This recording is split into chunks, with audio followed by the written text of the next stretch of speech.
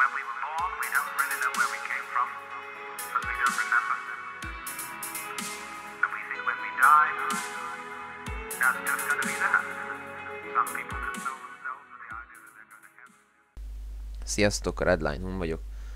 Ebben a videóban a videóvágást, gyorsítást, lassítást, illetve a képminőség javítására szolgáló effekteket szeretném bemutatni.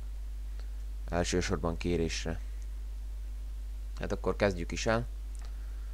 Hogyha mondjuk a videóból a 2 és 4 másodperc közötti részt ki szeretném vágni, akkor amivel kezdjük az a duplicate, Ctrl-D, majd az egyik videót 2 másodpercig visszahúzom, az alsót pedig az elejétől fogva 4 másodpercig, itt kialakul egy üres rész, azt pedig úgy oldom meg, hogy behúzom egyszerűen a folytatását a videónak, és ki is vágtam a 2 közötti részt.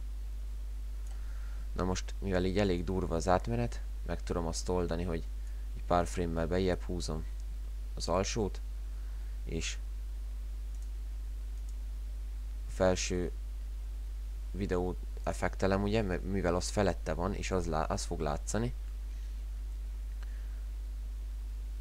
Opacity-re nyomok itt, ahol ennek a videónak a kezdete van, nyomok egy keyframe-et, majd ahol ennek a videónak vége van, ott viszont átállítom 0%-ra, és így valamiféle átmenetet képez a 2 között.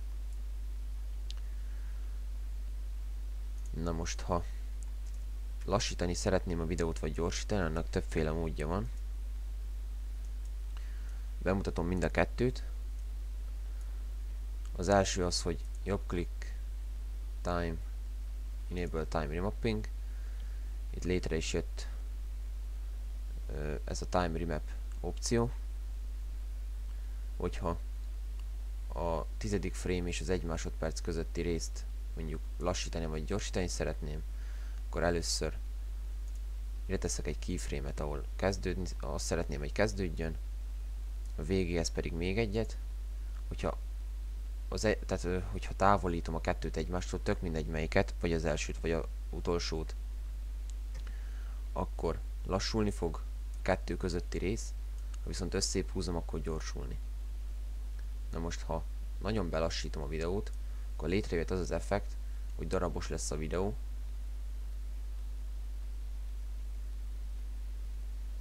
és ezt úgy tudom megoldani, hogy rákattintok erre Enables Frame Blending for All Layers, ebbe belekattintok, majd a videóknál, tehát mindegyik rétegnél, ha több is lenne, direkt duplicate-elem, hogy megmutassam, hát mindegyiknél itt van ez a ugyanaz a lehetőség, amit itt felül kijelöltem.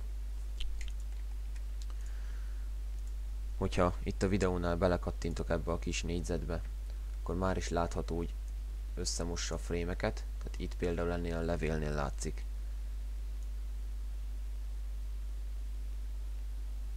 Ez nagyon hasznos opció tud lenni. Most a másik lehetőség, hogyha az egész, tehát nem csak egy részét szeretném a videónak,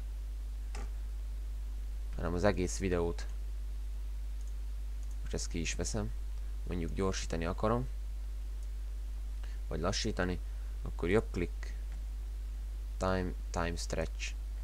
Itt százalékban, hát mondjuk úgy, hogy százalékban adhatom meg, hogy az eredeti videónak hány százaléka legyen az új. Tehát, hogyha mondjuk 70-et adok meg, akkor itt látszik a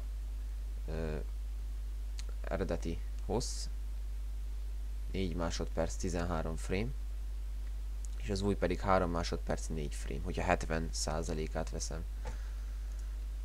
És látszik, hogy összébb is húzta, és így gyorsabb is lett a videó, mint az eredeti. Akkor a képminőség javítására szolgáló effekt. Hát például mondok egy példát, szintén Battlefield 3 videó, és mondjuk több ilyen videó klipből van összevágva az egész, és mondjuk mindegyikre szeretnék egy egységes képminőség javítást, akkor a legegyszerűbb az, hogy létrehozok egy új layert, adjustment layer, ezt átnevezem, nagyon fontos, mert sok ilyen rétegnél már össze lehet keverni őket.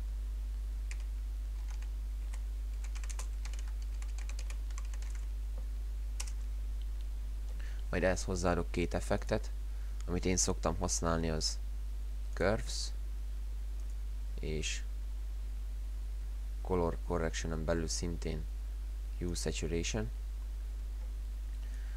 Na most a Curves-szel lehet a kontrasztot és a fényerősséget növelni, csökkenteni. Az én beállításom egy nagyjából ez szokott lenni,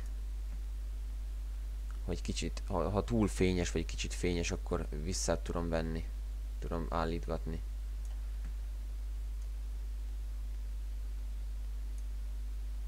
Ezért ezzel elég szép hatást lehet elérni. Itt látszik előtte és utána.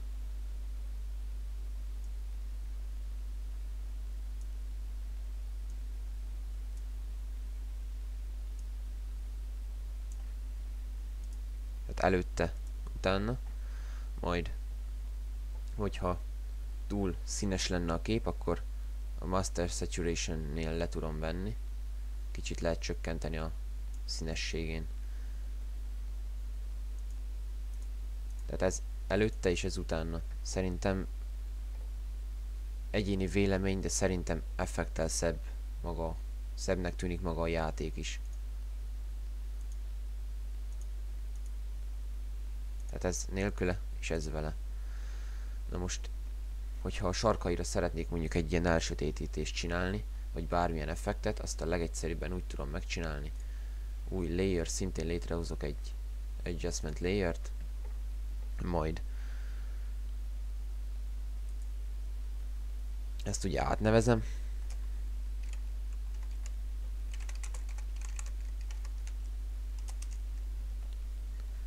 Hát szintén fontos, ezt már megmondtam, hogy miért. Majd itt van ez a Ellipse tool, hogyha nem ez lenne kijelölve, akkor hosszan balegér gombot lenyomva tartva előjön ez a menü, és amelyiken elengedem, azt fogja betenni.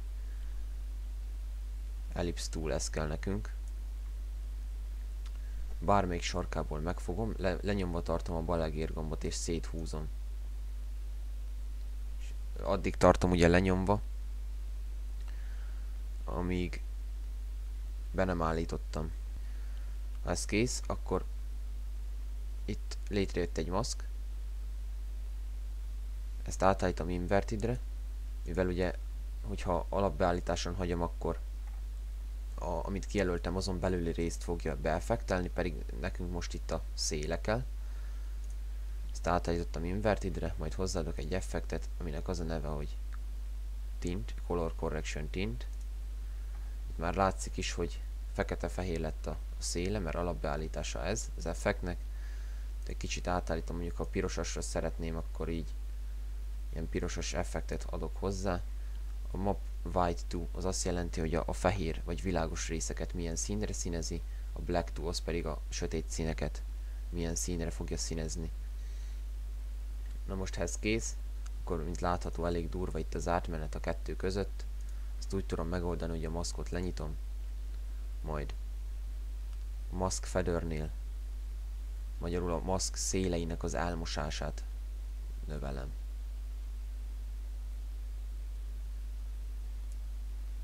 És ezzel nagyjából kész is, hogyha túl nagy lenne ez a rész, akkor tudom csökkenteni, növelni ezzel az opcióval.